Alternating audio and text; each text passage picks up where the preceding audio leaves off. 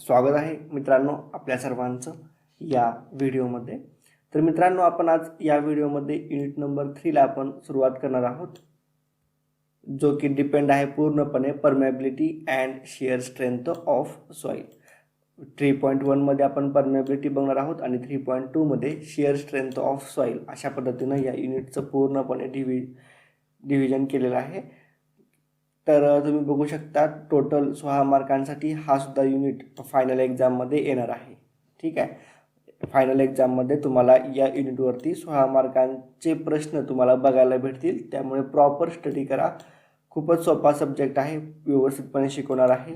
त्याच्यामध्ये सिलेबसमध्ये तुम्ही बघू शकता सगळ्यात फर्स्ट 3.1 आहे, जो आपण आज याच व्हिडिओमध्ये सुरुवात करणार आहोत। आणि त्याच्यानंतर बघा नेक्स्ट बघा 3.2 मध्ये आपण पूर्णपणे शेअर स्ट्रेंथवरती आहे। त्याच्यामध्ये शेअर फेल्युअर असेल, फील्ड सिच्युएशन असतील, शेअर फेल्युअरचे कोणकोणते आहेत, कन्सेप्ट आहे शेअर स्ट्रेंथ ऑफ सॉइलची, ते पूर्णपणे त्याच्यावरती आपण प्रॅक्टिकल आहे, एक्झाम्पल्स आहेत, पूर्णपणे थेरी पार्ट पूर्णपणे आपण डिस्कस करणार आहोत 3.2 मध्ये।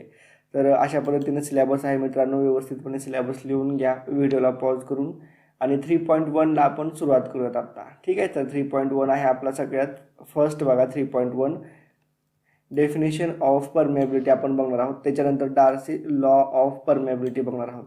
ठीक आहे, त्याच्यानंतर बघा कोइफिशियंट ऑफ परमेबिलिटी काय असतं, कशा पद्धतीने फाइंड आउट करायचा, त्याचा फॉर्म्युला काय आहे तेही बघणार आहोत।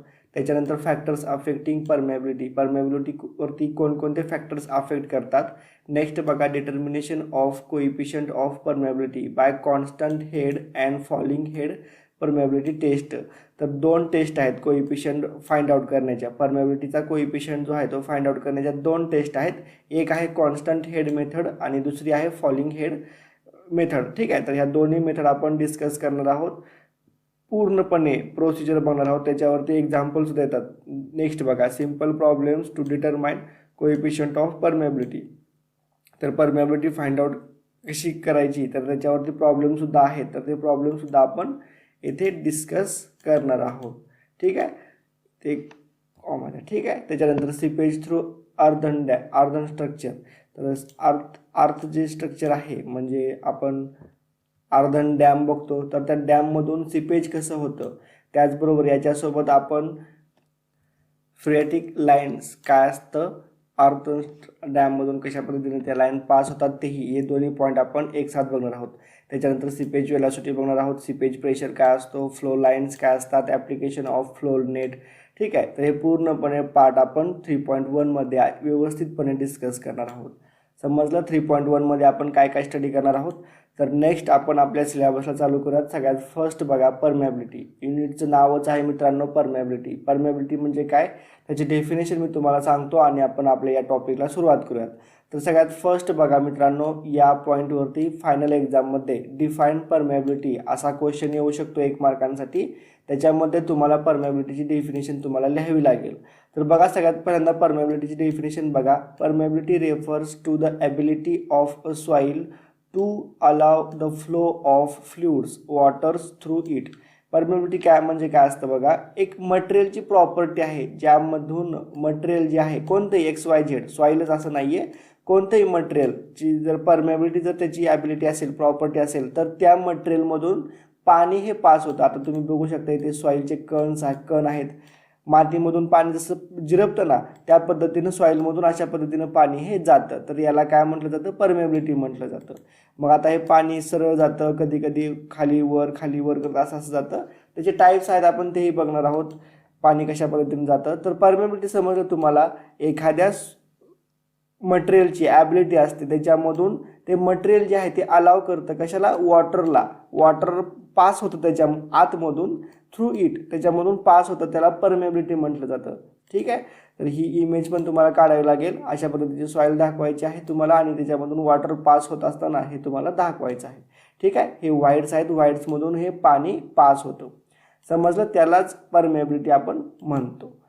ठीक आहे, त्याच्यानंतर नेक्स्ट बघा टाइप्स ऑफ फ्लो बघा, जेव्हा आता पाणी जर पास होत आहे तर त्याच्यामध्ये बघा लॅमिनार फ्लो असतो आणि टर्ब्युलंट फ्लो असतो। तर लॅमिनार फ्लो म्हणजे काय? The flow in which water particles are moving in a definite path और moving parallel without crossing the path of other particles is called a laminar flow. समजलं? Laminar flow म्हणजे काय? जे काय वॉटरचे जे काय पार्टिकल्स आहेत ते एकमेकाला क्रॉस नाही करत, एक पर्टिक्युलर पाथ जो आहे तो कॅरी करतात.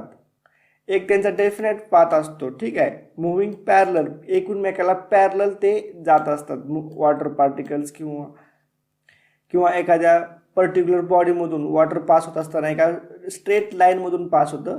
तुम्ही इमेजमध्ये बघू शकता इथे लॅमिनार फ्लो एका स्ट्रेट लाईन, ऑल पार्टिकल्स एका स्ट्रेट लाईनमध्ये जातात, एकमेकाला क्रॉस नाहीत करत, तर त्याला काय म्हटलं जातं? लॅमिनार फ्लो म्हटला जातो. आणि टर्ब्युलंट फ्लो बघा, the flow in which the particles of water do not follow a definite path while flowing and cross the path of each other. The flow is called as turbulent flow. तर turbulent flow मध्ये बघा जो काय path असतो तो definite path नसतो, parallel जात नाही, ते एकमेकाला क्रॉस होत जातात. तर या पद्धतीने बघा, अशा पद्धतीने क्रॉस वर खाली वॉटर मॉलिक्युल्स एकमेकांमध्ये मिक्स होऊन जातात पूर्णपणे. जर याच्यामध्ये जर तुम्ही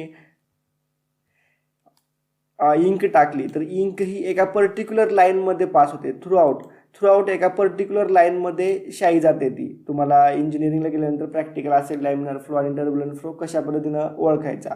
आणि जर तुम्ही याच्यामध्ये जर इंक टाकली म्हणजे शाई टाकली तर ती शाई पूर्णपणे मिक्स होते या पाण्यामध्ये पूर्णपणे मिक्स होत जाते. आणि लॅमिनार फ्लोमध्ये टाकली तर ती शाई जी आहे ती पूर्ण एका पर्टिक्युलर डायरेक्शनमध्ये मूव्ह करते, ठीक आहे. तर अशा पद्धतीनं आपण ओळखतो की लॅमिनार फ्लो आहे का टर्ब्युलंट फ्लो आहे. आणि टर्ब्युलंट फ्लो असताना पाणी पूर्ण एकमेकांमध्ये मिसळत जातं. जसं आपण शेतामध्ये पाणी देतो ना, तर ते पाणी कसं एकमेकात पूर्णपणे मिसळत जातं, त्या टाईपला त्याला टर्ब्युलंट फ्लो म्हटलं जातं.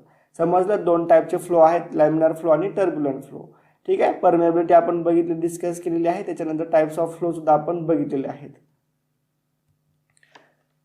तर आपण या व्हिडिओमध्ये आता इथे थांबूयात. नेक्स्ट जो पार्ट आहे डार्सीज लॉ ऑफ परमेबिलिटी तो आपण नेक्स्ट व्हिडिओमध्ये डिस्कस करूयात. तर भेटूयात नेक्स्ट व्हिडिओमध्ये.